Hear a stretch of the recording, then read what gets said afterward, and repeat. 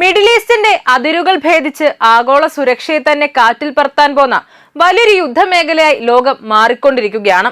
അമേരിക്കയ്ക്കും ഇസ്രായേലിനുമെതിരെ Iran നടത്തുന്ന ശക്തമായ സൈനിക മുന്നറിയിപ്പുകൾ വെറുമൊരു വാക്പോരലെന്ന് തെളിയിക്കുന്ന ഞെട്ടിക്കുന്ന വിവരങ്ങളാണ് ഇപ്പോൾ പുറത്തുവരുന്നത്. പശ്ചിമേഷ്യയിലെ സംഘർഷങ്ങൾ മിഡിൽ ഈസ്റ്റിന്റെയും കടലുകളുടെയും അതിരുകൾ കടന്ന് യൂറോപ്യൻ മണ്ണിലേക്കും ആഗോള സാമ്പത്തിക സ്ഥിരാകേന്ദ്രങ്ങളിലേക്കും പടരുന്നതിന്റെ ഭീതിതമായ ചിത്രമാണ് ഈ വിശകലനം വരച്ചുകാട്ടുന്നത്. അമേരിക്കൻ സൈനിക താവളങ്ങൾ എവിടെയായാലും ആ മണ്ണ് തങ്ങൾക്കെതിരെയുള്ള ആക്രമണത്തിന് ഉപയോഗിച്ചാൽ പ്രത്യാഘാതം ഗുരുതരമായിരിക്കുമെന്ന ഇറാന്റെ പ്രഖ്യാപനം ലോകരാഷ്ട്രങ്ങളുടെ വലിയൊരു ആശങ്കയിലാഴ്ത്തിയിരിക്കുകയാണ്. ഇറാൻ ഭരണകൂടവുമായി അടുത്ത ബന്ധമുള്ള രണ്ട് ഉന്നത വ്യക്തികളെ ഉദ്ധരിച്ചാണ് ഫിനാൻഷ്യൽ ടൈംസ് ഈ നിർണായക വിവരങ്ങൾ റിപ്പോർട്ട് ചെയ്തിരിക്കുന്നത്.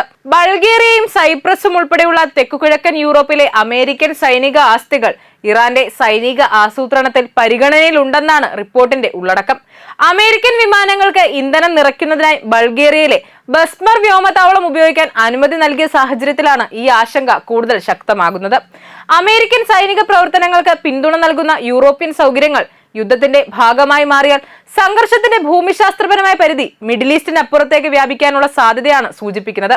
സൈപ്രസിനും ഈ സാഹചര്യത്തിൽ പ്രത്യേക പ്രാധാന്യമുണ്ട്. കിഴക്കൻ മെഡിറ്ററേനിയയിലെ തന്ത്രപ്രധാനമായ സ്ഥാനത്തുള്ള സൈപ്രസിൽ ബ്രിട്ടീഷ് സൈനിക സൗകര്യങ്ങൾ നിലവിലുണ്ട്.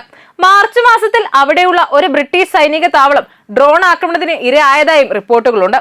അതിനാൽ അമേരിക്കയുടെയോ ബ്രിട്ടന്റെയോ സൈനിക പ്രവർത്തനങ്ങൾക്ക് നേരിട്ടോ പരോക്ഷമായോ പിന്തുണ നൽകുന്ന യൂറോപ്യൻ കേന്ദ്രങ്ങൾ ഭാവിയിലെ ഇറാനിയൻ പ്രതികരണങ്ങളിൽ ഉൾപ്പെടുമോ എന്ന ആശങ്കയാണ് ഇപ്പോൾ ഉയരുന്നത്. അങ്ങനെ സംഭവിച്ചാൽ പശ്ചിമേഷ്യയിലെ യുദ്ധം യൂറോപ്യൻ സുരക്ഷാ സംവിധാനത്തെ നേരിട്ട് ബാധിക്കുന്ന പുതിയൊരു ഘട്ടത്തിലേക്ക് കടക്കും. എന്നാൽ ഭീഷണി യൂറോപ്പിൽ മാത്രം ഒതുങ്ങുന്നില്ല.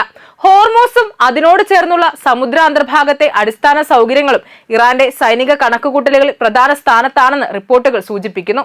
ലോകത്തിലെ ഏറ്റവും പ്രധാനപ്പെട്ട ഊർജ്ജ ഗതാഗത പാതകളിലൊന്നായ ഹോർമൂസ് വഴിയുള്ള കപ്പൽ ഗതാഗതം തടസ്സപ്പെടുന്നത് ആഗോള എണ്ണ വിപണിയിൽ വലിയ ആഘാതം സൃഷ്ടിക്കും. അതിനൊപ്പം സമുദ്രത്തിനടിയിലൂടെ കടന്നുപോകുന്ന ഫൈബർ ഒപ്റ്റിക് കേബിളുകൾക്ക് കേടുപാടുകൾ സംഭവിച്ചാൽ ഇന്റർനെറ്റ്, ധനകാര്യ ഇടപാടുകൾ, അന്താരാഷ്ട്ര ആശയവിനിമയം എന്നിവയിലും ഗുരുതരമായ പ്രത്യാഘാതങ്ങൾ ഉണ്ടാകാം. അതുകൊണ്ട് തന്നെ ഹോർമൂസ് ഇപ്പോൾ ഒരു കടൽപാത മാത്രമല്ല, ആഗോള സാമ്പത്തിക സുരക്ഷയുടെ നിർണായക കേന്ദ്രമായി മാറിയിരിക്കുകയാണ്. അമേരിക്കയും ഇറാനും തമ്മിലുള്ള നയതന്ത്ര ശ്രമങ്ങൾ അനിശ്ചിതത്വത്തിലായിരിക്കുന്ന സാഹചര്യത്തിലാണ് ഈ മുന്നറിയിപ്പുകൾ കൂടുതൽ പ്രസക്തമാകുന്നത്. അമേരിക്കൻ പ്രസിഡന്റ് ഡൊണാൾഡ് ട്രംപ് ഇറാനുമായി നിലവിൽ ചർച്ചകളൊന്നും നടക്കുന്നതായി വ്യക്തമാക്കിയിട്ടില്ല. അതേസമയം ഇറാനിലെ അധികാര കേന്ദ്രങ്ങളിലും സൈനിക നേതൃത്വത്തിലും കടുത്ത നിലപാടുകൾക്ക് മുൻതൂക്കം ലഭിക്കുന്നുവെന്ന റിപ്പോർട്ടുകളും പുറത്തുവരുന്നുണ്ട്.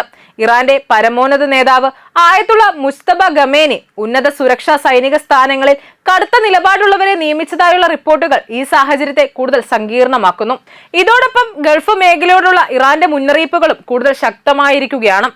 ഇറാനെതിരായ ആക്രമണത്തിന് നിങ്ങളുടെ മണ്ണുപയോഗിച്ചാൽ അത് നിങ്ങളുടെ സ്വന്തം സുരക്ഷയെ തന്നെ അപകടത്തിലാക്കുമെന്ന സന്ദേശമാണ് ഇറാന്റെ സൈനിക നേതൃത്വത്തിൽ നിന്ന് പുറത്തു വരുന്നത്. അമേരിക്കൻ സൈനിക പ്രവർത്തനങ്ങൾക്ക് ഗൾഫ് രാജ്യങ്ങളുടെ വിമാനത്താവളങ്ങളും സൈനിക താവളങ്ങളും ലോജിസ്റ്റിക് സംവിധാനങ്ങളും ഉപയോഗിക്കപ്പെടുന്നുവെങ്കിൽ അവയെ വെറും വിദേശ സൈനിക സാന്നിധ്യമായി കാണാനാവില്ല എന്നാണ് ഇറാന്റെ വാദം.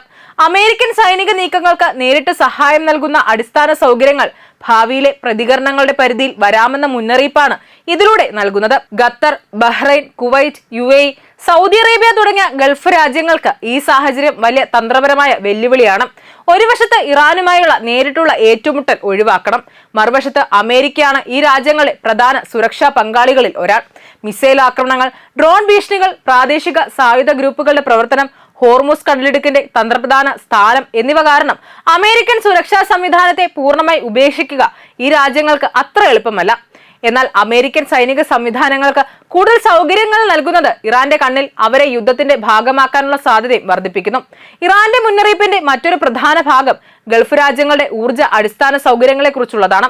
എണ്ണപ്പാടങ്ങൾ, റിഫൈനറികൾ, വൈദ്യുത ശൃംഖലകൾ, ജലവിതരണ സംവിധാനങ്ങൾ, തുറമുഖങ്ങൾ, ഗതാഗത കേന്ദ്രങ്ങൾ എന്നിവ ആക്രമണത്തിന്റെ പരിധിയിൽ വരാമെന്ന ആശങ്കയാണ് ഉയരുന്നത്. ഇത് യാഥാർത്ഥ്യമായാൽ അതിന്റെ ആഘാതം ഇറാനും അമേരിക്കയും തമ്മിലുള്ള സൈനിക ഏറ്റുമുട്ടലിൽ മാത്രം ഒതുങ്ങില്ല. ലോകത്തിന്റെ എണ്ണ വിതരണത്തെയും ഊർജ്ജ വിലകളെയും അന്താരാഷ്ട്ര കപ്പൽ ഗതാഗതത്തെയും അത് നേരിട്ട് ബാധിക്കും. UAEയുടെ പുതിയ തീരുമാനവും ഈ സംഘർഷത്തിന്റെ ഗുരുതരാവസ്ഥ വ്യക്തമാക്കുന്നതാണ്. പ്രാദേശികവും അന്തർദേശീയവുമായ സുരക്ഷാ ഭീഷണികൾ ചൂണ്ടിക്കാട്ടി ഇറാനുമായുള്ള വ്യാപാര, വാണിജ്യ, സാമ്പത്തിക ഇടപാടുകൾ നിർത്തിവെച്ചതായി UAE പ്രഖ്യാപിച്ചിരിക്കുകയാണ്. ഇറാനിൽ നിന്നുള്ള മിസൈൽ, ഡ്രോൺ ആക്രമണങ്ങളുടെ പശ്ചാത്തലത്തിലാണ് ഈ നീക്കം. ഇതോടെ ഗൾഫ് രാജ്യങ്ങൾക്കുള്ളിൽ തന്നെ ഇറാനുമായുള്ള ബന്ധം എത്രത്തോളം നിലനിർത്തണം എന്നതിനെക്കുറിച്ചുള്ള വലിയ തന്ത്രപരമായ ചർച്ചകൾക്ക് തുടക്കമായിരിക്കുകയാണ്.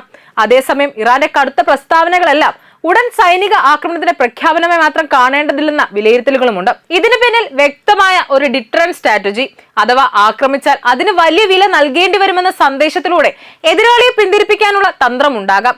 അമേരിക്കയുടെ സൈനിക നടപടികൾ ഗൾഫ് രാജ്യങ്ങളിലേക്കും അവരുടെ സാമ്പത്തിക അടിസ്ഥാന സൗകര്യങ്ങളിലേക്കും ഭീഷണി എത്തിച്ചാൽ അതിന്റെ വില അമേരിക്കയ്ക്കും അതിന്റെ പ്രാദേശിക പങ്കാളികൾക്കും വളരെ വലുതായിരിക്കുമെന്ന് ബോധ്യപ്പെടുത്തുകയാണ് ഇറാൻ ലക്ഷ്യമിടുന്നത് എന്നാണ് വിലയിരുത്തപ്പെടുന്നത്. എന്നാൽ സംഘർഷം കൂടുതൽ രൂക്ഷമായാൽ ഈ ഡിറ്ററൻസ് സ്ട്രാറ്റജി യഥാർത്ഥ സൈനിക ഏറ്റുമുട്ടലായി മാറാനുള്ള സാധ്യതയാണ് ഏറ്റവും വലിയ ആശങ്ക. ഇറാന്റെ സൈനിക ഉദ്യോഗസ്ഥർ അമേരിക്കൻ സൈനിക താവളങ്ങളെക്കുറിച്ച് കടുത്ത ഭാഷയാണ് ഉപയോഗിക്കുന്നത്. അമേരിക്കൻ സൈനിക സാന്നിധ്യം ഇറാനെ ഭയപ്പെടുത്തുന്നതിന് പകരം ഒരു യുദ്ധമുണ്ടായാൽ ആക്രമിക്കേണ്ട ലക്ഷ്യങ്ങളുടെ എണ്ണം വർദ്ധിപ്പിക്കുകയാണ് ചെയ്യുന്നതെന്ന നിലപാടാണ് ഇറാൻ മുന്നോട്ട് വെക്കുന്നത്. ഈ സമീപനം തെറ്റായ കണക്ക് കൂട്ടലുകൾക്കും അപ്രതീക്ഷിതമായ സൈനിക ഏറ്റുമുട്ടലുകൾക്കും വഴിയൊരുക്കുമെന്നതാണ് അന്താരാഷ്ട്ര സമൂഹത്തിന്റെ പ്രധാന ഭയം. ഇതിനിടെ ഹോർമൂസ് കടലിടുക്കിലെ സ്ഥിതിയും കൂടുതൽ ആശങ്കാജനകമാണ്. ലോകത്തിന്റെ ഊർജ്ജ ഗതാഗതത്തിൽ നിർണായക പങ്ക് വഹിക്കുന്ന ഈ ജലപാതയിലെ കപ്പൽ ഗതാഗതം ഗുരുതരമായി ബാധിക്കപ്പെട്ടതായി റിപ്പോർട്ടുകളുണ്ട്. ഒരു ചരക്ക് കപ്പലിന് നേരെയുണ്ടായ ആക്രമണത്തിൽ ഒരാൾ കൊല്ലപ്പെട്ടതായുള്ള വിവരങ്ങളും പുറത്തു വന്നിട്ടുണ്ട്. കടലിടുക്കിലെ സുരക്ഷ കൂടുതൽ മോശമായാൽ കപ്പൽ കമ്പനികൾ ഈ പാത ഒഴിവാക്കാൻ ശ്രമിച്ചേക്കാം. അതോടെ ഗതാഗത ചെലവും ഇൻഷുറൻസ് നിരക്കുകളും എണ്ണവിലയും ഉയരാനുള്ള സാധ്യതയുണ്ട്. ഇവിടെ മറ്റൊരു നിർണായക ആശങ്കയും ഉയരുന്നു. അമേരിക്കയും ഇറാനും തമ്മിലുള്ള സംഘർഷം മിഡിൽ ഈസ്റ്റിൽ നിന്ന് യൂറോപ്പിലേക്കും കടലിനടിയിലുള്ള അടിസ്ഥാന സൗകര്യങ്ങളിലേക്കും വ്യാപിച്ചാൽ ഇതൊരു പരമ്പരാഗത യുദ്ധത്തിന്റെ പരിധി മറികടക്കും. സൈനിക താവളങ്ങൾക്കൊപ്പം തുറമുഖങ്ങൾ, ഊർജ്ജ കേന്ദ്രങ്ങൾ, ആശയവിനിമയ ശൃംഖലകൾ, സമുദ്രാന്തർ കേബിളുകൾ, സാമ്പത്തിക അടിസ്ഥാന സൗകര്യങ്ങൾ എന്നിവയും തന്ത്രപ്രധാന ലക്ഷ്യങ്ങളായി മാറാം. അത്തരമൊരു സാഹചര്യം ലോക സമ്പദ് വ്യവസ്ഥയെ തന്നെ ബാധിക്കുന്ന വലിയ പ്രതിസന്ധിയായി മാറാനുള്ള സാധ്യതയുണ്ട്. അവസാനം ഉയരുന്ന ഏറ്റവും പ്രധാനപ്പെട്ട ചോദ്യം ഇതാണ്: ഗൾഫ് രാജ്യങ്ങൾക്ക് അമേരിക്കയുമായുള്ള സുരക്ഷാ ബന്ധം നിലനിർത്തിക്കൊണ്ട് ഇറാനുമായുള്ള നേരിട്ടുള്ള ഏറ്റുമുട്ടൽ എങ്ങനെ ഒഴിവാക്കാൻ കഴിയും? അമേരിക്കയ്ക്ക് വേണ്ടി ഉപയോഗിക്കുന്ന സൈനിക താവളങ്ങളെ ഇറാൻ ലക്ഷ്യമാക്കുമെന്ന ഭീഷണി യാഥാർത്ഥ്യമാകുമോ? യൂറോപ്പിലെ അമേരിക്കൻ സൈനിക സൗകര്യങ്ങൾ സംഘർഷത്തിന് പുതിയ മുന്നണിയാകുമോ? ഹോർമൂസ് കടലിടുക്കിലൂടെയുള്ള ഊർജ്ജ ഗതാഗതം പൂർണ്ണമായും തടസ്സപ്പെടുമോ? ഈ ചോദ്യങ്ങൾക്കുള്ള ഉത്തരങ്ങളാണ് വരും ദിവസങ്ങളിലെ പശ്ചിമേഷ്യൻ രാഷ്ട്രീയത്തിന്റെ ദിശ തന്നെ നിർണ്ണയിക്കുക.